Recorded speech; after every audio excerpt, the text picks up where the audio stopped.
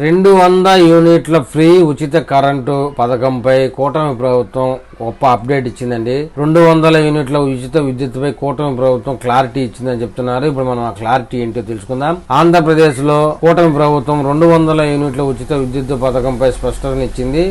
ఈ పథకాన్ని రద్దు చేసినట్లు వస్తున్న ప్రచారంలో ఎలాంటి నిజం లేదని, పథకం కొనసాగుతుందని ప్రభుత్వం పేర్కొందండి.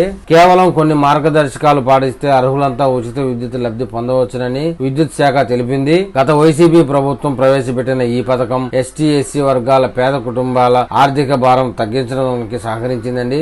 అయితే కూటమి ప్రభుత్వం అధికారంలో ఇచ్చిన వెంటనే ఈ పథకం నిలిపివేశారని విపక్షాలు ఆరోపించాయి. దీన్ని ఖండించిన కూటమి ప్రభుత్వం పథకం అమలు నెమ్మదిగా జరుగుతుందనే తప్ప రద్దు కాలేదని, కొత్త లబ్ధిదారులను కూడా చేర్చుతున్నామని వివరించిందండి. ప్రస్తుతం 10,547 మంది లబ్ధిదారులు ఈ పథకాన్ని పొందుతున్నారట.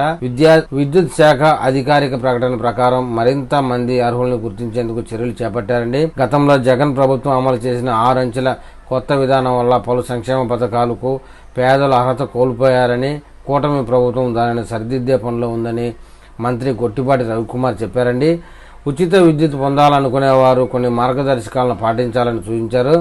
అర్హత కలిగిన వారు తమ కుల ధృవీకరణ పత్రం, అవసరమైన ఇతర పత్రాలతో మీ సేవా కేంద్రాలు లేదా విద్యుత్ కార్యాలయాలను సంప్రదించాలి.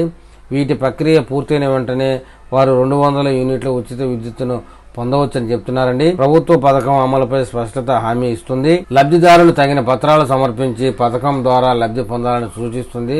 ప్రభుత్వం అందిస్తున్న ఈ అవకాశాన్ని వినియోగించుకుని ప్రజలు తప్పుడు ప్రచారాలను నమ్మకుండా సమర్థవంతంగా ముందుకు వేయాలని విద్యుత్ శాఖ అధికారులు సూచిస్తున్నారండి.